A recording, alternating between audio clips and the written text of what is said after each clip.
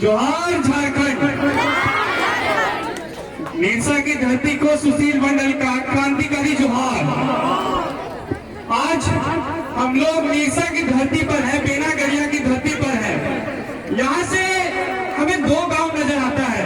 एक आता है पंचेत डैम से सटा हुआ पहला गांव है बांदा बस्ती, जो कि झारखंड और बंगाल की आखिरी गांव।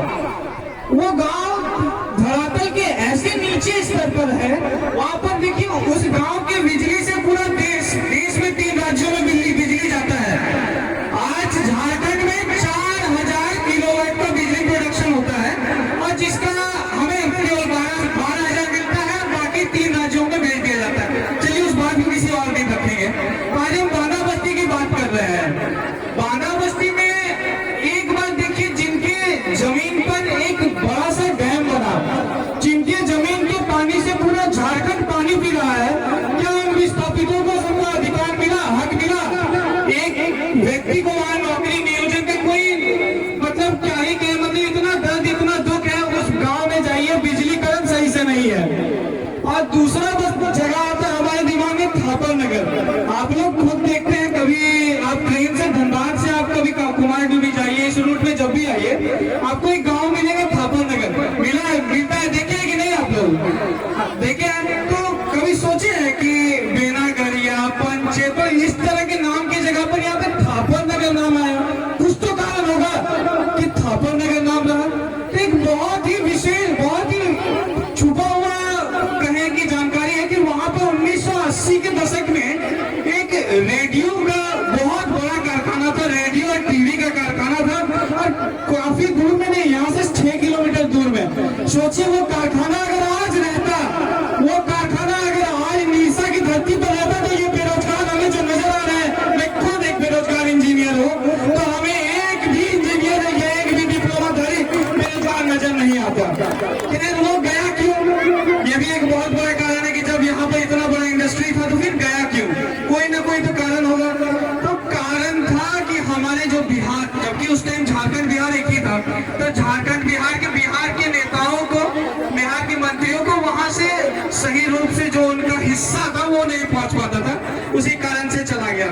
अब चलिए, आजकल एक काफी टॉपिक चल रहा है, 1 नेशन 1 इलेक्शन। आप लोग काफी, एक राष्ट्र एक चुनाव सुने होंगे, काफी हमारे पढ़े लिखे भाई लोग हैं, वो लोग तो सुने ही होंगे। उसमें कहते हैं कि 1 नेशन 1 इलेक्शन में पैसा बच जाएगा। कह रहे हैं कि एक बार बुझते बच्चों ने एक बार चुनाव होवे और विधानसभा लोकसभा सब चुनाव एक बार होवे। कहते हैं कि पैसा बच जाएगा। पैसा कैसे बचेगा? मैं इस निरसा की धरती से मोदी जी, देश के प्रधानमंत्री को इस सूचना देना चाहता हूँ कि पैसा बोल के कुछ भी नहीं बचेगा। कैसे? आप एक जो ईवीएम मशीन है, उससे आप लोकसभा का भी चुनाव कराते थे और फिर से उसे राज्यसभा का भी चुनाव कराते थे ना। अब देखिए, एक इलेक्शन में 20,000 करोड़ रुपए का, 20,000 करोड़ रुपए का ईवीएम मशीन लगता था। तो अगर 20,000 करोड़ मशीन का ईवीएम मशीन अगर आपको केवल लोकसभा में लग रहा है, तो विधानसभा में भी 20,000 करोड़ का मशीन लगे, तो 20,000 करोड़ तो यहाँ खुद से नजर आ रहा है। दूसरी बात, जब चुनाव आता है काला धन बाहर आता है, 2 बार चुनाव होता है, 2 बार काला धन बाहर आता है। अब देखिए केवल एक बार बाहर आएगा, क्योंकि एक मोदी जी का नारा था काला धन वापस लाएंगे। अब यहाँ पे हमको क्लियर नजर आ रहा है कि काला धन को छुपाने की एक छोटी सी साजिश है, जिसे देश के विभिन्न नेताओं को समझ में ही नहीं आ रहा है।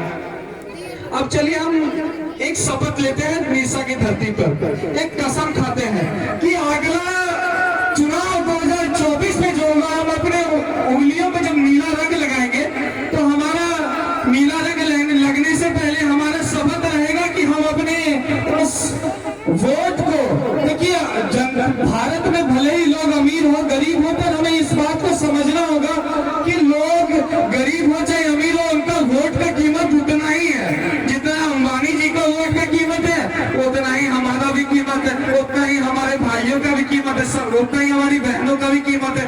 तो वोट को, अपने वोट को केवल गिनती में ना रखकर, वोट को केवल उसके लिए वोट दें जो आपके बच्चों के भविष्य में काम आए। जो छोटे छोटे बच्चे हमारे गोद में हैं, वो वोट केवल उनका उज्जवल भविष्य के लिए होना चाहिए।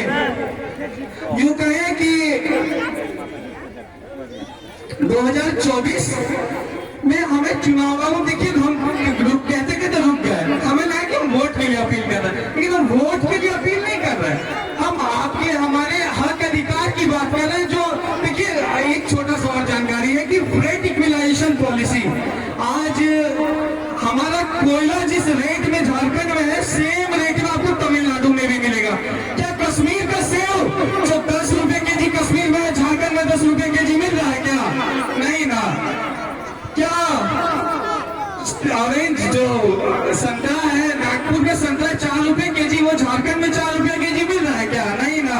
ये सवाल उठाएगा कौन कि झारखंड का कोयला 5 रुपए के जी, यहाँ भी 5 रुपए के जी, केरला में भी।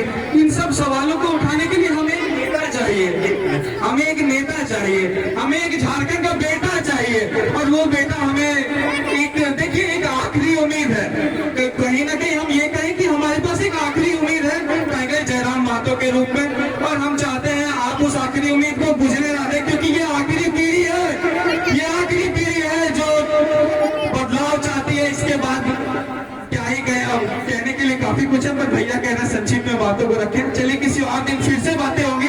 जय झारखंड, जोहार झारखंड। धन्यवाद दादा। और